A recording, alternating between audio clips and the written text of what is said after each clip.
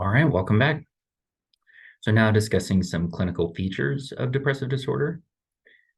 Some general features, and I think that you will see some repetition between some of the resources that's provided, as I mentioned earlier.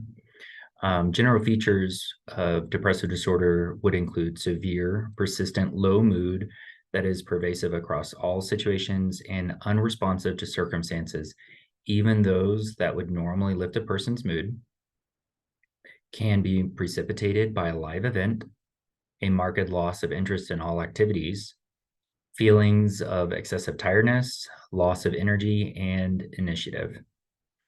It's important to note that if the individual has been habituated or deprived of the experiences that normally lift a person's mood. So when talking about this, a lot of times people with intellectual and developmental disabilities and services have limited access to certain kinds of activities. So think about if somebody doesn't have independent access to even, let's just say, go to McDonald's, and then going to McDonald's might be something that they historically thought was a really cool thing to do and really uplifting for them. And now, even though they're deprived of it, they haven't been to it very long or very often. And thoughts of going to this place might historically lift their mood, and in this situation it's not lifting their mood. Also habituated, that might need to be taken into consideration. So say if we know somebody that likes McDonald's, likes going to McDonald's, but they've been going to McDonald's almost every day for the last 2 weeks and they don't show interest in going there, that also gives you some evidence. It probably has nothing to do with depression in that situation, but they've actually had so much access to it that they've been satiated on having access to that kind of preferred activity. Also, when we're talking about precipitated by a live event, I used to work with a gentleman with Down syndrome, and he would make depressive like statements anytime he heard of someone passing away.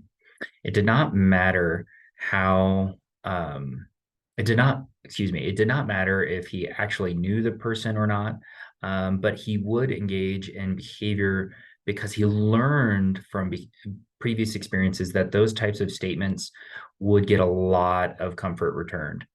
That is not to say that a clinician should not take statements like that seriously, but to try and note if there's a pattern of behavior that is out of the norm with reasonable responses with those kinds of live events.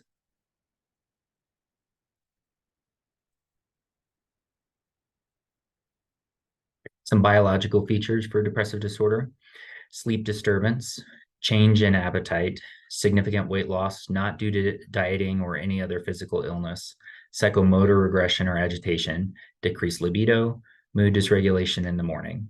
Again, these are, if you see the site below, out of the Handbook of Intellectual Disabilities. And I think you're going to start seeing some repetition in some of these. And so when we're looking at somebody with an IDD and maybe not very communicative, we want to start seeing some of these patterns develop. And the more of these that we can check off on the boxes, the more likely it would lead us to a diagnosis of a depression. Some type of depression. However, what type of depression, that might be a little bit harder to tease out. But if we can narrow it down to actual depression, then we can really start helping someone in this direction. So when we're thinking about psychomotor regression or agitation, it is more difficult feature to tease out with someone that has a diagnosis of autism. There can actually be a lot of psychomotor agitation depending on the individual's history with antecedents that could trigger higher intensity and frequency of self-stimulatory behavior.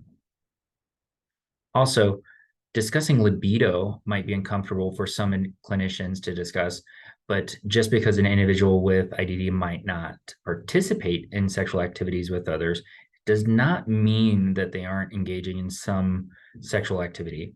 When I have worked with individuals on this subject, I have found that they can be just as embarrassed as anyone else to discuss the topic, but it is important to still try to get at this information. If the individual has more severely impacted IDD, then talking with maybe the caregiver or provider might help try to access some of this information. when you're thinking about things that they might be spending time with on their own in the room, if they're engaging in self-pleasure alone in the room, and there's communication, got to keep the door closed and things like that, and have privacy in your room, perfectly healthy for an individual to have that kind of space and have that time to themselves. But then if a caregiver is actually seeing this happen less, not invading their private space, but just kind of seeing the behaviors of them going and closing the door and having some private time to themselves is decreasing, then that could be an indication of one of these symptoms, a clinical feature. And then when we're talking about hyper versus hyposensitivity, hypersensitivity could be playing a part in some of this as well, but I could not find any kind of research specifically to this. And if you're familiar with hypersensitivity, I think most people are familiar with hypersensitivity, right? We have an abundance of sensitivity towards like maybe the light, the noise, and there's a clear reaction to it. But with people with IDD, it's less well known and less discussed about hyposensitivity. And this is really when somebody has kind of a less reaction, like they can tolerate pain more. They have a decreased sensation for certain kinds of stimuli. I've worked with a couple individuals that it seemed like they had it again, they couldn't communicate this very, very clearly, but just from observations, it seems like they had a decreased sensitivity in like taste. So they really liked spicy food. So they would actually, I had one guy that would just kind of like just take a hot sauce bottle and just drop it on his mouth, and he had really found a lot of pleasure in that. So when we're thinking about hyposensitivity, somebody that might not be experiencing pain the same way that you or I might. Talking about cognitive features, there's a loss of self-esteem or confidence, lack of purpose in life, feeling of guilt or self-reproach, suicidal thoughts or behavior, difficulty with concentration, marked slow thought process, ruminative thoughts, speech is slow and lacks content. So while some of these cognitive features might be difficult to identify with someone that is severely impacted with IDD, they would not be as difficult to tease out for someone that has mild ID. Think about it, right? Some of these cognitive features, if you're looking at feelings of guilt or self-reproach, lack of purpose in life, loss of self-esteem or confidence, some of those might be a little bit observable by caregivers and family members, but a lot of those are self-reports. So if we're working with somebody that has a difficulty with that kind of communication, it would be more difficult to identify these clinical features. However, as we already discussed, a greater percentage of the population of individuals diagnosed with IDD are mild, and that they would more likely be able to report some of these features. When it comes to difficulty with concentration, I will sometimes ask caregivers, providers, how long that individual used to engage in a pleasurable activity versus now. Example, if someone has historically liked building with Legos, how much time was that individual engaging historically versus maybe recently? Are there any new Lego sets and they don't seem interested in those new Lego sets? And that's just one example. It might be some kind of other art activities, might be reading, might be some other kinds of projects that they used to do, engage in, maybe going on walks, those kinds of things. And what we're really trying to do is try to gauge what they historically engaged in versus now. And is there other external events that might be going on that could be contributing to that loss of interest, or should we be looking more internally? We will also talk more about suicidal thoughts and behavior a little bit later during the presentation. So some appearance that we might see for clinical features: depressed look, restless and agitated, poor eye contact, evidence of self-neglect, stooped posture, slow and sometimes awkward movements. So I think we also need to keep in mind with this that some of these appearance descriptors could be a part of IDD as well. So if someone has ASD, they might have a difficulty maintaining eye contact, but that would not be evidence of depression. I think also too, some of this is a little clearly subjective, right? give an example about that. I was transitioning in case where I was working with an individual in their home, and the previous clinician made comments about how he didn't keep a very tidy house, and it was kind of messy, and he wasn't very hygienic, and there was these comments about that made me kind of a little bit more concerned about going into this environment. And then when I went into the environment, I realized it probably I don't think it was that bad. It looked very much like maybe a college room, a bachelor pad, or something like that, if you will, where this individual just, it wasn't that bad where it wasn't unhealthy, but probably needed a little bit more attention to detail. Doesn't mean it's not something to work with, but does it raise to the level of concern or depression? Probably not. So then talking about psychotic features, within the clinical features, there could be potential auditory hallucinations. Those are often derogatory and in second person, or delusions, sometimes nihilistic. So when you're sometimes teasing out delusions or hallucinations, can be very difficult if you're working with someone that has a difficulty reporting how they feel at events leading up to an incident. It is very feasible to conclude that someone that has a difficulty reporting events could describe a challenging interaction with a peer, but it ultimately turned out to be a hallucination. So we have to sometimes get verification on those. There is something I'm trying to tease out right now with a client of mine that I'm working with. They're being referred back to a neurologist or psychiatrist to see if it could be a side effect of one of those medications that they're taking, because they're reporting a hallucination, but we don't know for certain. But we want to get it double checked from a neurologist and a psychiatrist to check in with them to see if it could be part of maybe a medication side effect.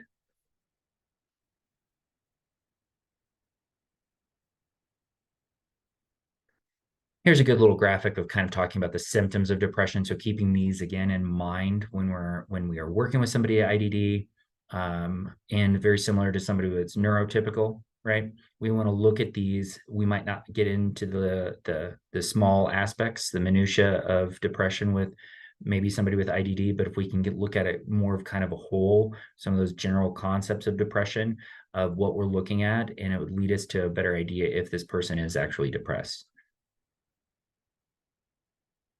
So for example, feeling dejected or down for most of the time, taking less interest in things that interested them before, feeling fatigued or tired, sleeping too much or too little, feeling worthless, guilty, or very self-critical, feeling indecisive or unable to concentrate, thinking of death or suicide, behaving suicidally or harming self, eating too little or too much, feeling fidgety, unable to sit still, or moving and speaking slower than normal. I keep thinking in the back of my mind, eating too little or too much. I think that is very subjective as well, as I kind of mentioned before, but also we're looking for patterns. But then when we're talking about eating too little or too much, we also need to think about what's going on in the environment, right? If the person just engaged in a lot of physical activity, they might be wanting to consume more calories than they did the previous day.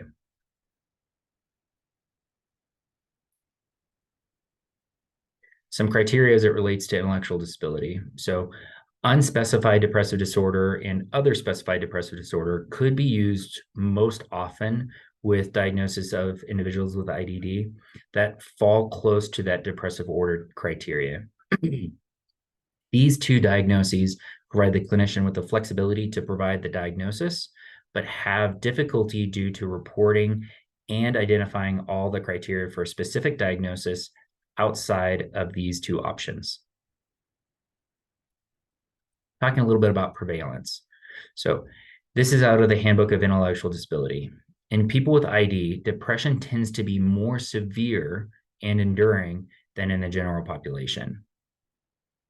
It is difficult to determine the exact variables that contribute to the severity and ongoing depression trends for individuals with ID, but a contributing factor could be the increased person's risk in the community and systematic lack of rights and choices. So research indicates that increased opportunities for engagement in preferred activities can increase happiness in individuals with IDD. Individuals that have caregivers sometimes have rights modifications in their plans. These rights modifications restrict certain rights due to risk to the individual or community. Rights modifications need to be reviewed by the Human Rights Committee, typically housed in a community center board. I'll talk more about rights restrictions a little bit later because that's come up. I know it doesn't fall quite in line with depression, but it comes up quite a bit when we're talking about these subjects, working with caregivers and people with IDD receiving services. I will say, though, that individual rights are improving for people with IDD that are in services. A push to reduce rights modification and more widespread person-centered planning is in place.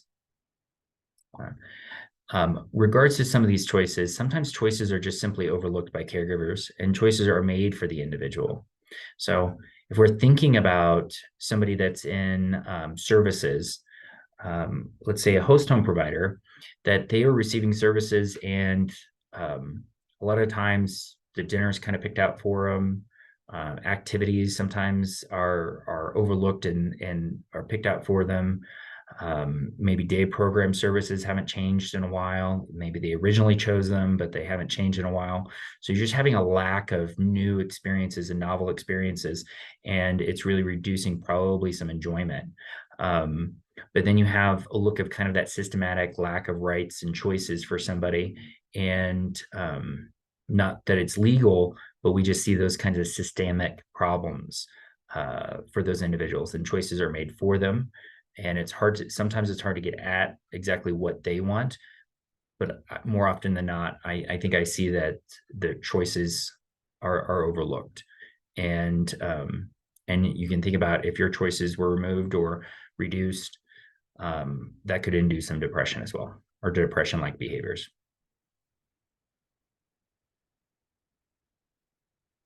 Some more with prevalence.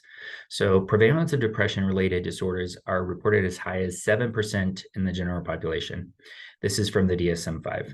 While prevalence of depression in the population of individuals with IDD have been difficult to surmise, research has shown that the prevalence could be as high as 10% in the IDD population. And this is from the Diagnostic Statistical Manual for Intellectual Disabilities. Again, those grand scale research is really difficult because a lot of times the IDD population is not included. Additionally, individualized diagnosis research has also led to more specified prevalence. An example of this would be individuals with Down syndrome does not have an increase in prevalence in comparison to the general population. You just don't, not an increase. However, depression is one of the most common psychiatric diagnoses for individuals with Down syndrome. So if you're working with somebody with Down syndrome, the prevalence isn't more than a individual in the general population. However, it is one that's seen more often in the Down syndrome population. Also of note, according to the National Down Syndrome Society, about 30% of people with Down syndrome who are in their 50s have Alzheimer's. About 50% of people with Down syndrome in their 60s have Alzheimer's. This is important to note since some of the symptoms for other mental health diagnoses could fit, but dementia could actually be occurring. There's a task group called the National Task Group on Intellectual Disabilities and Dementia Practices. They created a early detection and screening for dementia, and it's one of the best I have come across for the IDD population. And it's also free.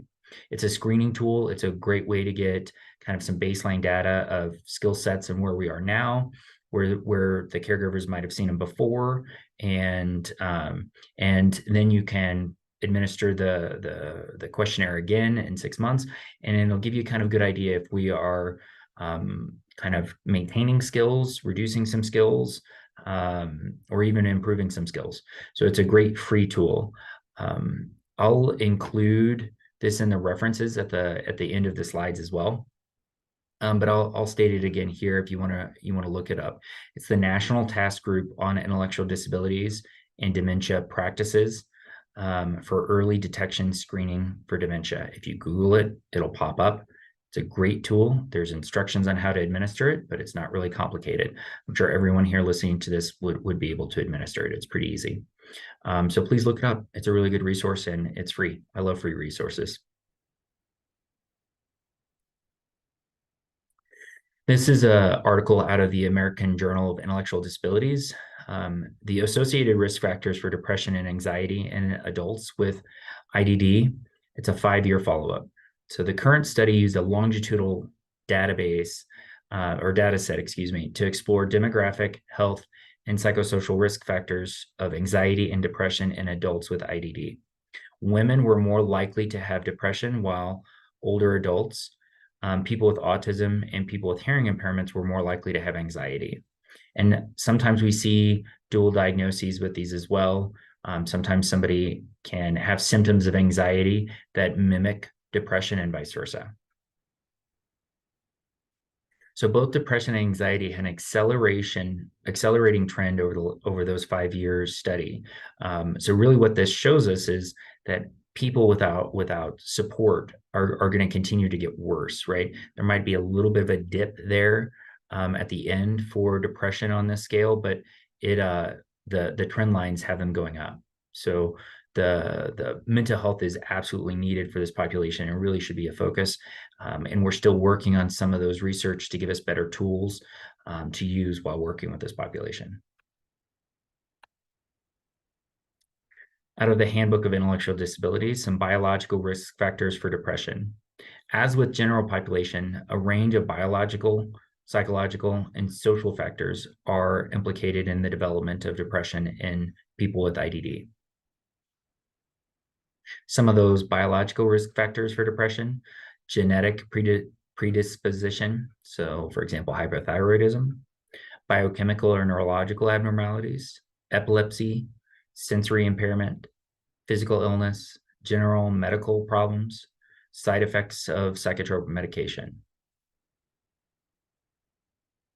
Some social risk factors for depression: so limited access to support networks and opportunities to form friendships; increased exposure to negative life events and traumatic experiences, as well as increased vulnerabilities to the effects of those life events; restricted access to meaningful daily activities and employment; low income and poverty; poor quality of life; and stigma.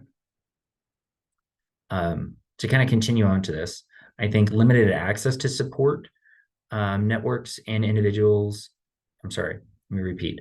Limited access to support networks and opportunities to form friendships. I think the shutdown for COVID to the IDD community has been more devastating than probably any other population aside from the geriatric population. We saw so much depressive behavior when the day program shut down and work crews stopped going out and group homes stopped being allowed to have visitors that we saw a lot of depressive like behaviors. A lot of those programs did better with trying to increase interaction with telecommunication. However, it didn't replace the needs of those interactions, those personal interactions, and the physically getting out that those individuals had before. So we started seeing quite a bit of depression and depression-like behaviors from the individuals that we work with. Also, I want to talk a little bit about how individuals with IDD that are receiving services, maybe Social Security, that they're basically stuck in this bad cycle of low income or poverty due to the way that the system is created. And this goes back to kind of choices in situations that kind of induce depression-like behaviors. So if a person makes a little too much money, maybe they have a part-time job, but they make just a little bit too much money, they are completely dropped from Social Security disability benefits with regards to that extra income. So the extra money that they earn is still not enough to live on, but it's just enough to say that they should need that part of it, that they shouldn't need that part of assistance. It's kind of depressing cycle for some individuals that would want to work more but can't work maybe a full 40 hours. I'm currently working with someone that works 30 hours a week, but had to drop down to 15 hours due to earning too much money, right? They can't work a full 40 hours just due to some physical limits. But the most that they could probably do is 30 if they were really pushing it. Probably a good zone was 20 hours a week, 25. But because they made just a little bit too much money, Social Security came back and said, you made too much money for these last 6 months. So now you have to pay us all the Social Security money that we gave you back. And they were hit with like I think $15,000 to $20,000 fine that they had to pay back. And the amount that they earned for that amount over what they were really allotted was a lot less than what they're required to pay back. So they're currently in the process of appealing this and reducing their hours. So here we have a gentleman that can probably work, let's just say 20 hours a week, but now society is saying, hey, you can't work 20 hours a week. You can only work about 15 hours a week at most because the amount of money you make. And if you want to be able to get the support with Social Security, both of those combined is probably in the area of Colorado is going to still leave you pretty close to poverty level, but it at least allows you to have a livable, close to a livable wage. If you work a little bit more, you're certainly going to be in the poverty level and not be able to afford to any more independent living. The situation is really kind of stuck. He can't work anymore, even though he wants to be more independent, because the system has him kind of stuck in this situation where if you work too much, you're going to lose the additional funding. So then we really kind of teach people to be limited in the amount of independence that they can. It's kind of caught in this glass ceiling for individuals with IDD and where they can't work too much or otherwise they lose benefits. It's really pretty sad. Yeah, so I think this has gone up, but at the time that he was going through this, I think you could only make around $13.50 a month and still collect Social Security disability. So if you do the math on that, that's really not a whole lot of hours if you're making minimum wage now in Denver or in the surrounding areas. So it's really not that much a month. So around the stigma for people with IDD, I think that we could talk about this for hours for the people with IDD and how they confront this stigma on a daily basis. I think it is getting better around stigmas around mental health in general, IDD population as well. However, there's still feelings of just misunderstanding of individuals' rights and be able to make their own choices and have their own ability to be the drivers of their own life and decision making. I will still come across people that will be surprised that people with IDD want relationships, want to be in a romantic relationship, and it's really pretty shocking. So there's still those stigmas and misunderstanding of the IDD population that they have to deal with from a day-to-day basis.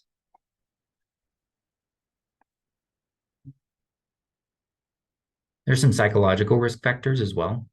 So communication deficits leading to frustration and limited opportunities to express emotional needs, low self-esteem and self-efficacy, limited repertoire of coping strategies and reduced opportunities to develop those coping strategies, poor emotional literacy leading to limited awareness of self and others' emotions, issues with attachment or interrupted attachment, and perceived powerlessness.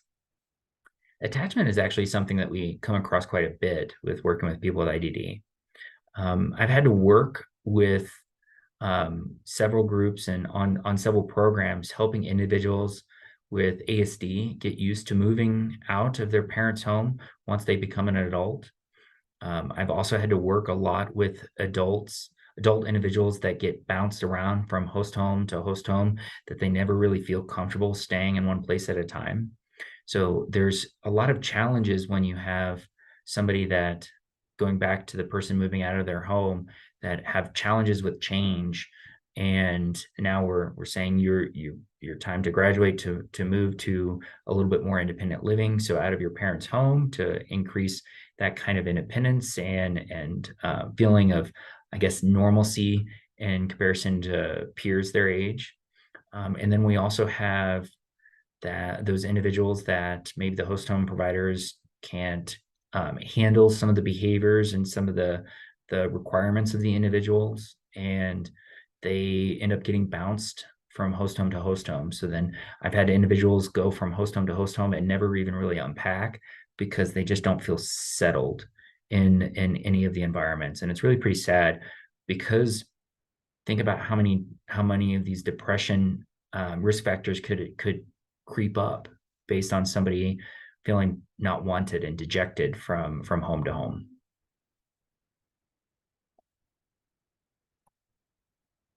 There's some additional risk factors for depression. So symptoms for depression can also be triggered by an illness or medication side effect.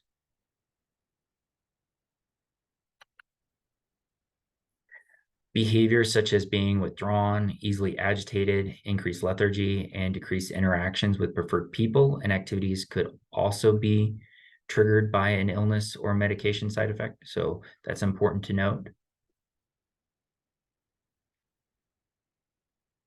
Some differential diagnosis and comorbidity. Differential diagnosis requires trying to differentiate the usual behavior of the individual with IDD and that of depression. That can be a little bit difficult. Differential diagnosis would continue to be more difficult with the level of independent reporting by the individual with ID for those private events or internal states that assist in diagnosing depression.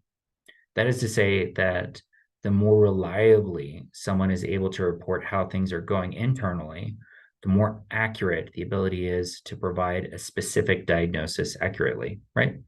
Just like we talked about earlier, there's so many cognitive aspects and self-reporting aspects of depression to help give a good qualified diagnoses that it's just difficult to come around if somebody can't make those reports. And that's another reason why we fall back to that other specified diagnoses for depression.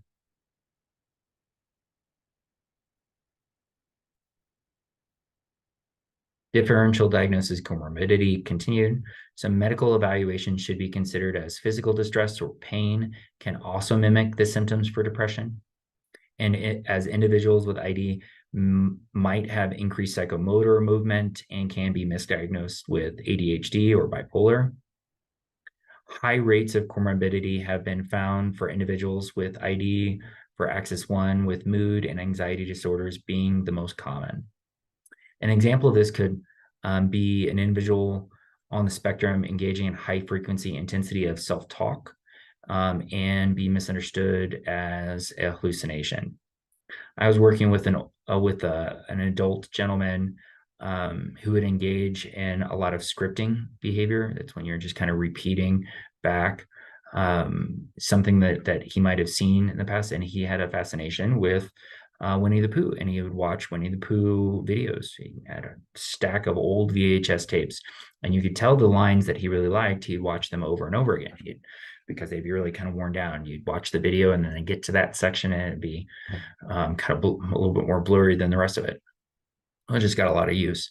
But then he would make these statements, and you could see some looks that he would get while he's out in the community and make these statements. It would look pretty odd to other people in the community, but the people that knew him knew exactly what he was doing. It wasn't a hallucination. He just enjoyed the conversation that was occurring in that video, and he was probably just replaying it for himself and enjoying that in the moment.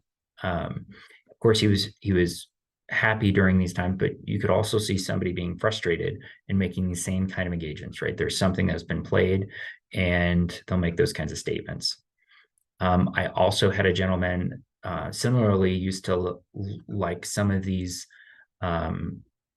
some would engage in these kinds of scripting type behavior, and he would script parts of the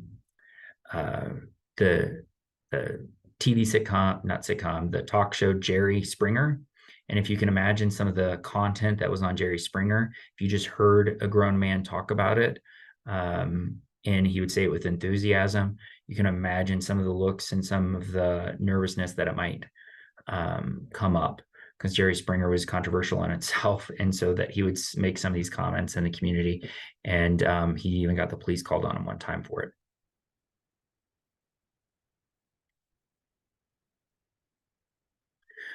Trauma can also increase the likelihood of an Axis 1 diagnosis, and individuals with ID having an increased risk for abuse. A literature review suggests that from 7 to 34% of individuals with IDD have experienced sexual abuse in adult life. I think that it's absolutely imperative to consider sexual abuse as a part of diagnosing somebody. And this population has a greater risk than the typical general population of abuse. I know that's a wide range of 7 to 34, but when you think about the individuals that can't self-report abuse, there's probably abuse that's occurring that goes under or not reported at all, just because of the lack of being able to report some of these abuses. It is likely that for many people with ID, PTSD is a frequent comorbidity of depressive disorders. And I'm sure you are aware, but once an individual has been sexually abused, their likelihood of being abused, again, goes up exponentially. We know that sexual assaults for the general population goes unreported, so it's just scary to think about the same type of underreporting for the IDD community.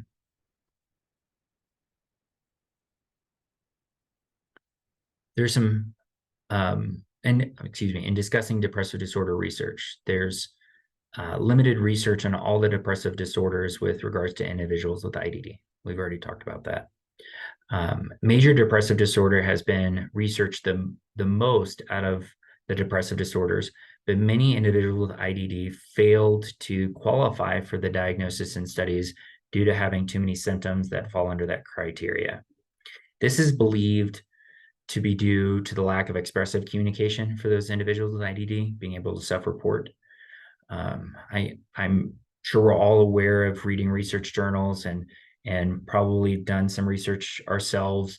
And we know that when research is conducted, the researchers try to eliminate all the variables that don't fit in this nice little category of what we're trying to research. And unfortunately, sometimes those variables are people with IDD and trying to research mental health and depression in this case. So we see that a lot of times the IDD population gets kind of pulled out of those studies and contributing to the lack of research around the IDD population.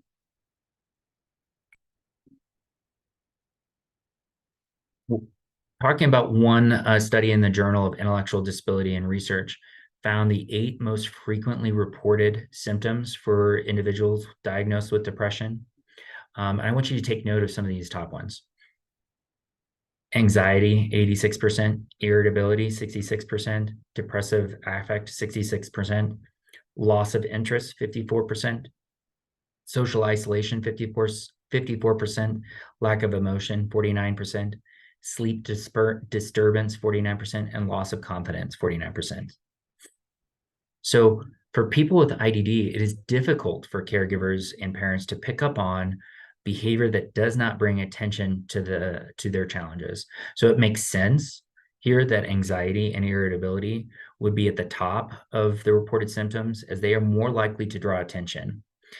This is why they are brought into the clinic in the first place, as we already discussed, right? Those challenging behaviors are typically what grabs staff and caregivers and family members' attention, especially if they have a difficulty communicating the way that they're feeling. And that brings them into the clinic in the first place. So here we are seeing anxiety, let's say irritability. With irritability, we might be seeing somebody getting more frustrated, engaging in some of those challenging behaviors, and that's why they're brought in. Depressive affect, we can tell, we can look at the way that they're responding to things, and it looks like they're depressed. Loss of interest, we see that the individual is not engaging. Again, these are not private events or internal things that are going on. These are observations from caregivers. And so these are at the higher end. Again, it's just going to be difficult to include some of those features that are cognitive and those private events that are occurring for individuals that have a more difficult time reporting them. Also, is I want to talk about.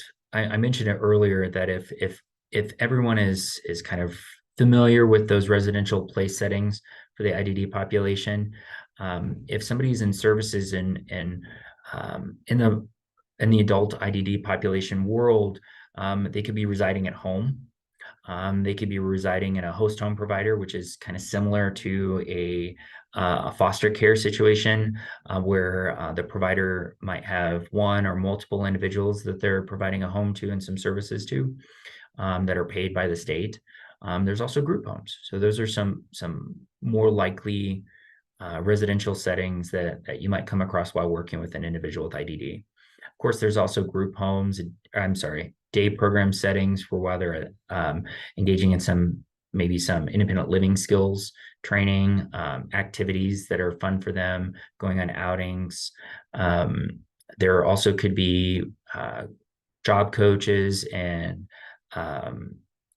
supported employment opportunities for those individuals as well. So there's a lot of different settings that you might be working with an individual, and the observations can be different from one setting to the next. It's not uncommon for me to work with somebody that might be having more challenges in one environment versus another.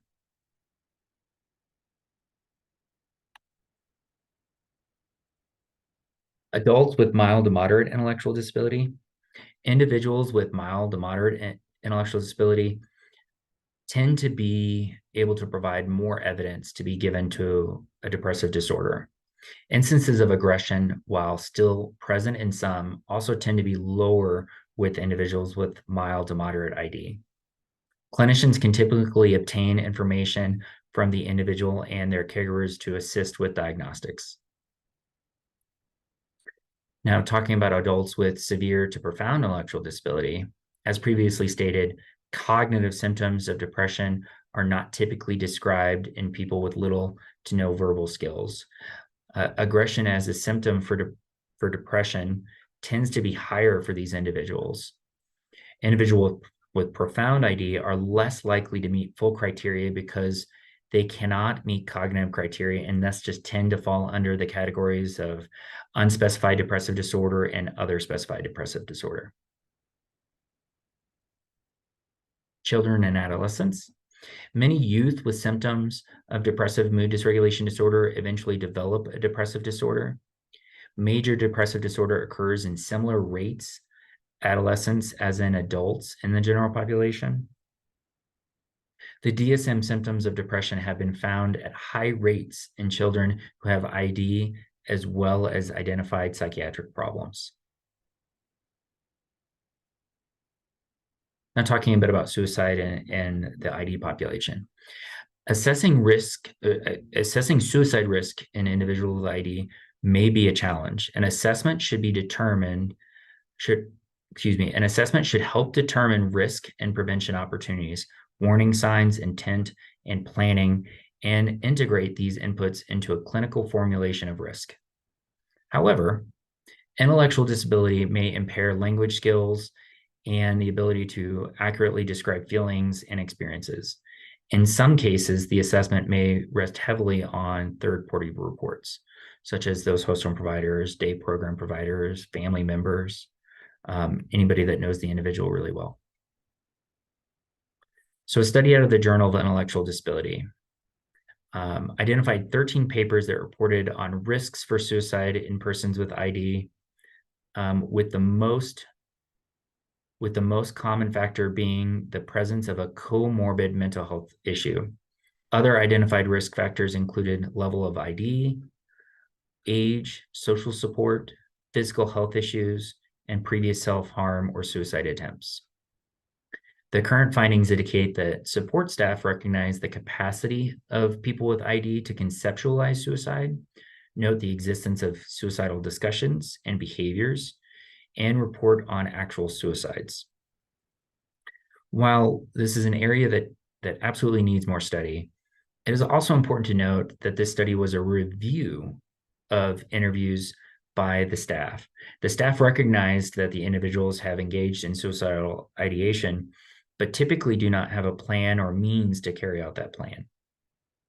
Due to the higher level of supervision individuals with ID receive, it is just less likely that they would be able to follow through with a plan. This does not mean that we shouldn't take the statement seriously, but understand that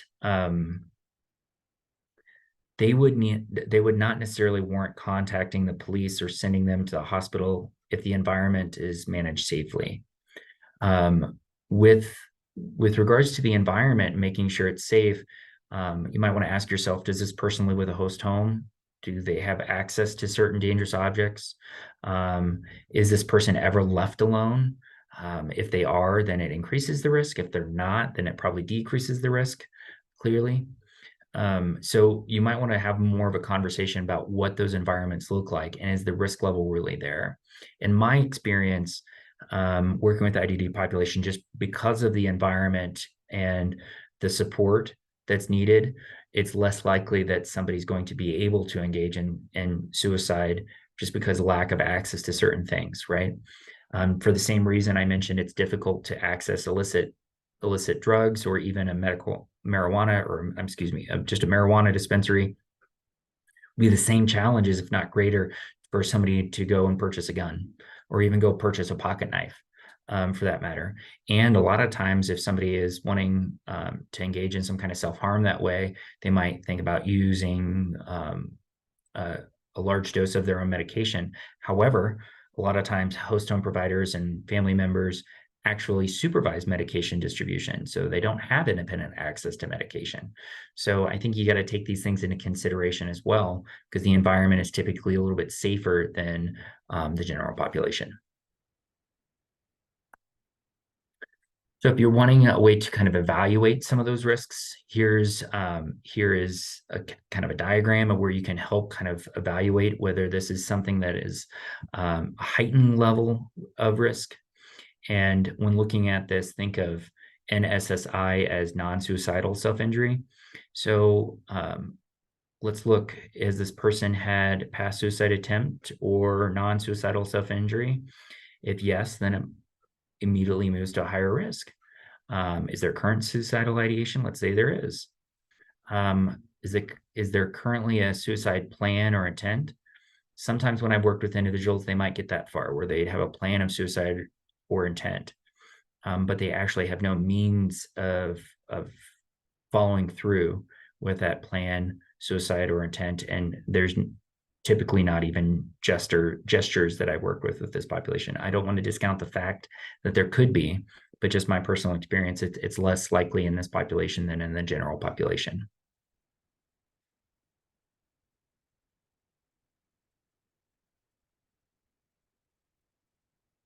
Okay, let's talk a bit about restrictive procedures.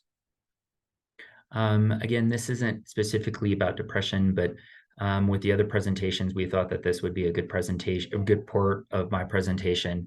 I have quite a bit of experience working with individuals that have restrictive procedures or it's been proposed.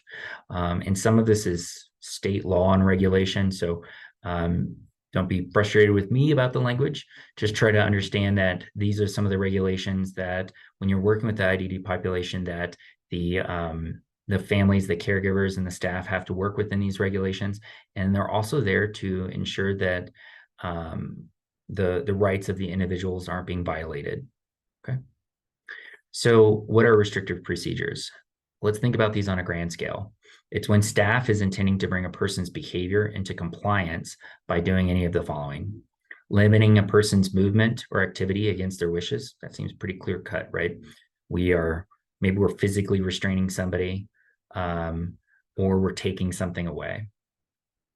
The next one is interfering with the person's ability to acquire and or retain rewarding items or engage in valued experiences. This one's a little bit more vague. So this is when something that maybe the person has always had access to, but maybe not even theirs. And if we're trying to bring their behavior into compliance based on removing some of the access to these, that is not allowed under the law. Again, this is for behavior compliance. This doesn't have to do with medical. So for instance, if I see somebody that I don't think they should be eating a candy bar right now. I think that that's bad choice. Maybe I feel like I should be able to say that they can't do that, and then I go and I take that candy bar away. That's violating that person's right. And you or I would not like that. However, let's say that that candy bar has Snickers in it or has peanuts in it. It's a Snickers, and I know that person has a nut allergy. This is not behavioral. This is medical. I need to intervene. I need to take that candy bar away to make sure that they aren't harming themselves medically. There's the difference, right? One's medical, one's behavioral.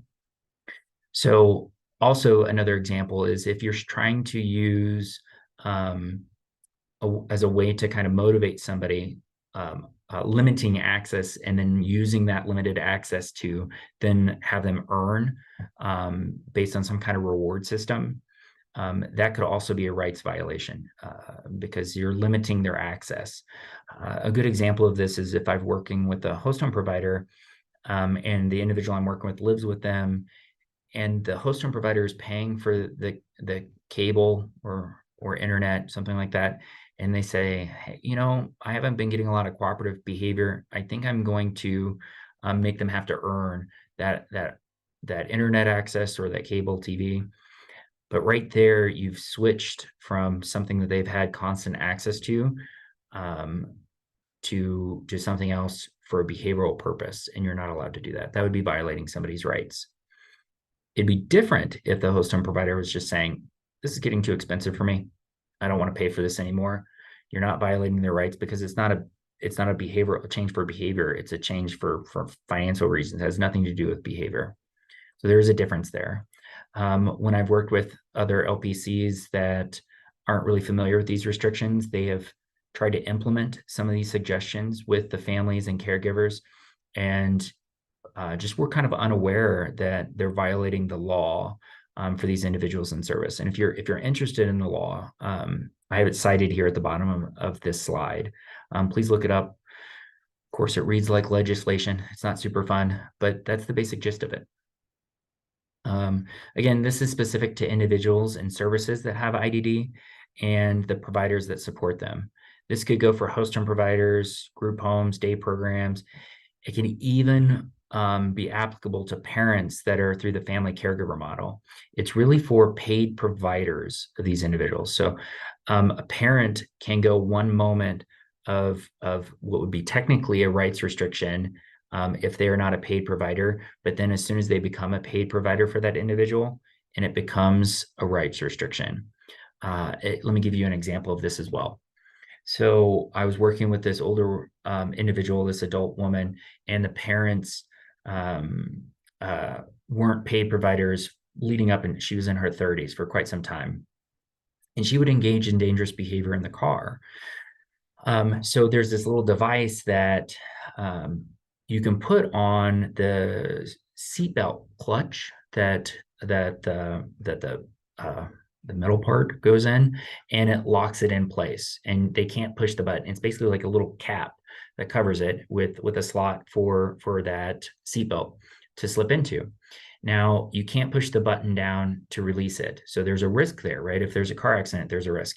Well, this individual was engaging in risky behavior in the car. She would open the door. She tried to lean forward and grab the driver. And so they started to use this device to keep her and everybody else in the car safe. And there's no tracking, no documentation up to this point. Well, as soon as they became paid providers, that's considered a rights restriction. Even though everybody on the team was in agreement that this is the safest way to keep this person in the car, it had to have the proper paperwork and process before it could be fully implemented. I'll talk a little bit more in a second about emergency implementation, but also with this device, you couldn't push the button, but it was a universal slot. So you could take any key, a knife, even probably a big paper clip, and slip it down into the slot, and it would push the button. You just cannot fit a finger through it. And that's what kept it locked in. So she couldn't unbuckle herself and open the door or try to grab the driver. So a little bit more about restricted procedures, that the rights for children versus adults. As soon as an individual becomes an adult, they're afforded all the same rights as anyone else. Rights for adults from a provider versus family members. As I mentioned before, providers have a higher scrutiny for implementation of those rights modifications. Family members do not, even though that they're adults, it really just isn't as highly scrutinized as a paid provider. It's not in the legislation anywhere. I think at some point it will be addressed, but up until this point, to my knowledge, it's not addressed in the legislation. What are some other types of rights modifications? Some examples might be psychotropic medication, contingent observation.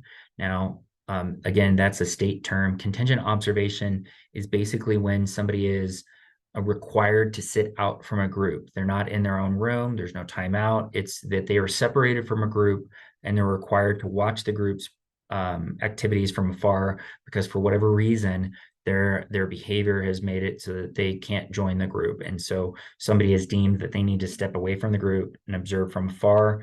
And then until at one point, whatever's decided that they can join the group again. Even removals of sharps. So for instance, if somebody is saying, I am going to go home and I'm going to stab myself with a steak knife. That is considered a rights restriction to remove all the sharps in the house. Now you can implement an emergency rights suspension, a rights modification, and you could say, I'm going to go and I'm going to remove all the sharps, but you have to then submit paperwork and justify why you did it. Clearly that would be approved. I can't imagine that not being approved because of the statement and the risk there. But you do have to go through the proper process in the Human Rights Committee to get it approved. It's the Human Rights Committee's job to ensure that we're not violating somebody's rights when these rights restrictions are implemented. Okay. Oh, also let me note, I mentioned working with other LPCs in the past. Recently, we had a therapist that one of our clinicians was co-treating with tell the mother of her adult son to just take his phone away. But this isn't something that can just be done under the law. She was a paid provider. She was required to actually implement a restriction, and this was for behavioral reasons, right? It wasn't for anything medical.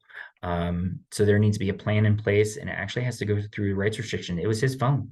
He had a job, and he was paying for it. Everything about it was his, even though before he was 18, mom probably felt any liberty to just go in and take the phone away due to behavior. But as soon as somebody's an adult, paid providers can't just do things because they think that they should. They are afforded all the same rights that we are. And this is another area that I think there's some stigma in the population because for whatever reason, people think that their rights can be violated more easily than others. And that's really sad and probably leads to a lot of depression as well. Talking briefly about some diagnostic screening tools, and you probably are familiar with some of these.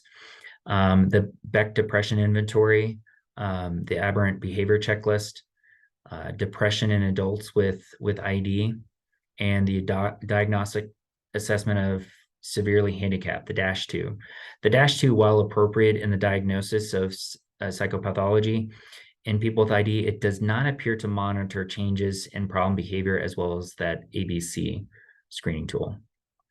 When completing these screening tools for caregivers and providers, it's recommended to obtain at least 2 different screening tools from different caregivers. So I'm sorry, the same screening tool with 2 different caregivers. If you can use multiple screen tools, great.